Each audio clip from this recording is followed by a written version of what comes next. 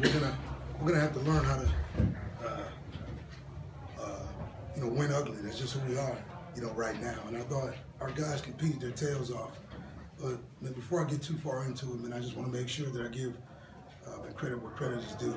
I thought Coach Pinkel was a class act, and their program fought hard tonight.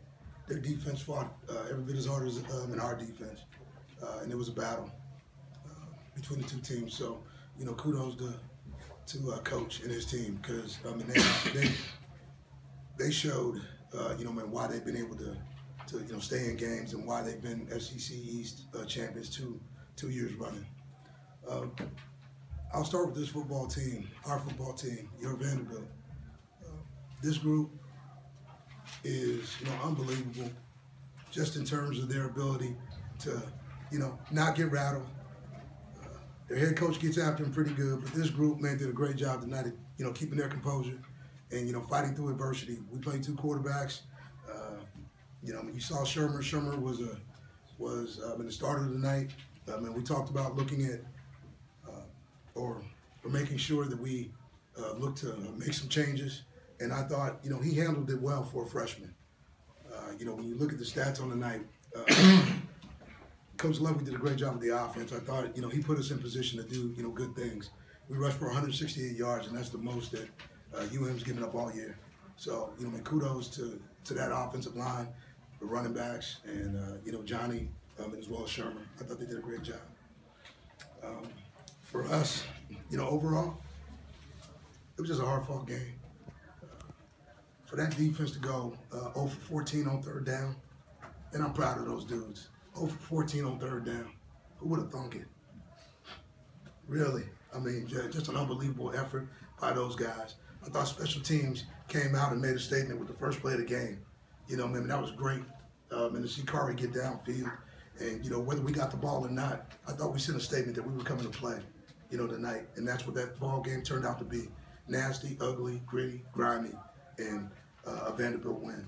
So as I take a look at it, I just want to make sure that when I give credit where credit is due, and that's to our kids for being resilient, our coaches for having great game plans, and overall to our program and our fan base, man, for sticking by us, man, as we continue to grow. Hasn't been pretty, but I do know this: at some point in time, these doors are going to grow up, and when they do, you're going to love what you see. So with that, I'll turn it over. How much better did an SEC win feel to you personally and for this team compared to what you've had so far? The best. Best win to date. It's the one we got today, and it's an SEC win.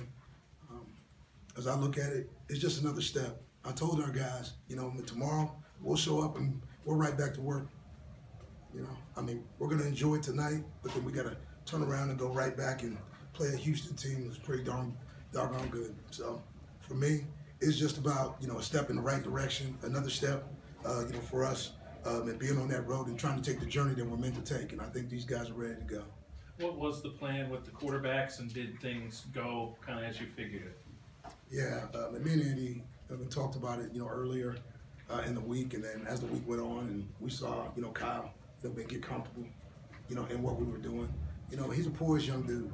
He really is. Been around the game a long time, and it wasn't pretty, by any stretch of the imagination. But what you saw is that the young guy's going to be a good quarterback, just like I feel Johnny's a good quarterback. And the rotation was going to be Shermer 2 series, Johnny 1 series, and then we go from there. We just wanted to get a feel for what it would be like in the speed of the game for Shermer and see how he adjusted. Then we wanted to throw Johnny in there just to see how the change of pace it would be for Missouri and their defense, because it's hard to prepare for two quarterbacks. I've been through it, and that's not an easy thing.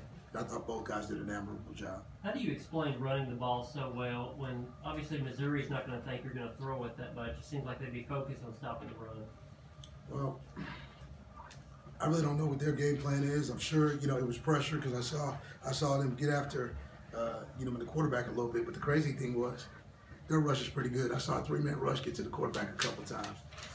When they showed 5 and came with 3, and it was pretty good. But I thought for the most part, we were able to get an extra hat, in a gap, and I thought the backs made great reads.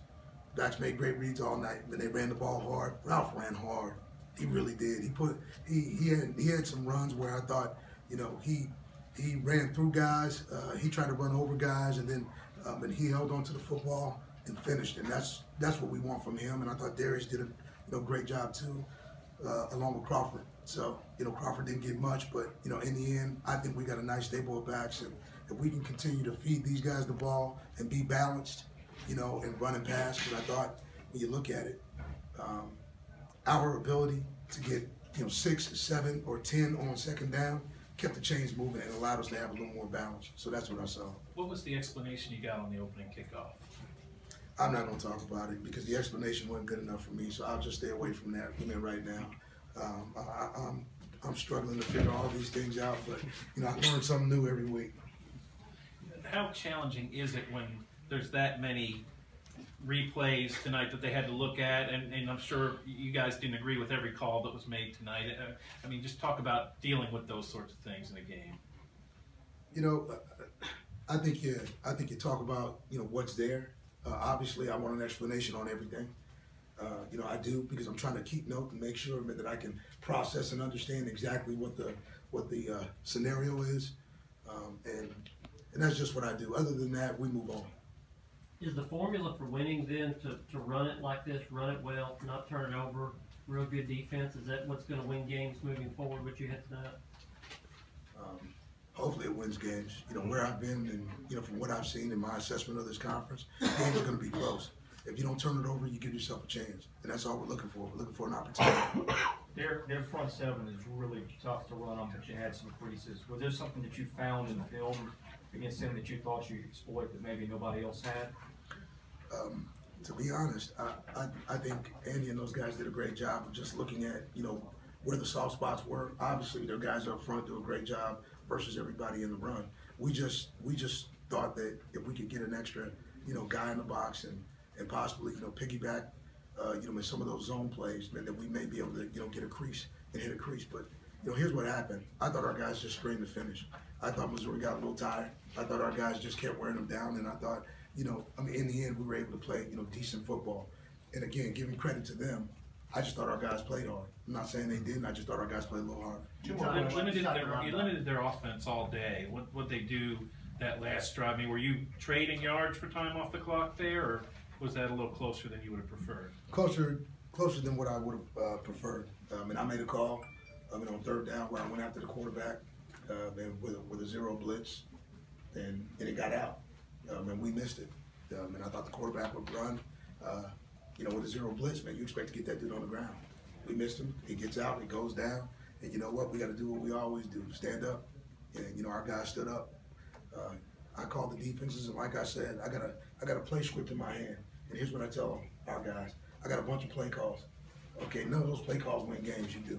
So at the end of the day, man, those are just it's just ink on paper. We made some calls, guys made some plays, and in the end, we made more plays than them. Chris, yeah, kind of along those lines, you've talked for the last year and a half about teachable moments as you go along. What teachable moment you gained, just as far as resiliency goes, to teach with your team? You know,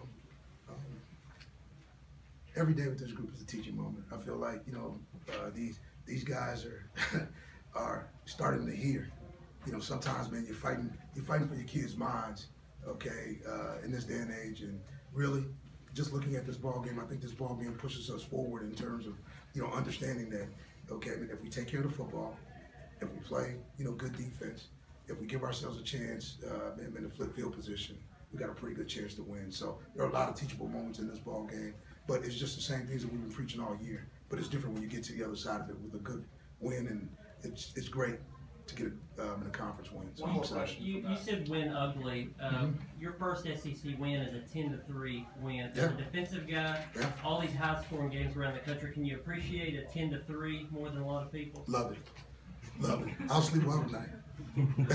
You know, when I look at these ball games, and I know, you know, when around here, you know, and again, some people may want to see, you know, when higher scores and what it looks like, but let me tell you, 2 weeks from now, it'll still be 10-3.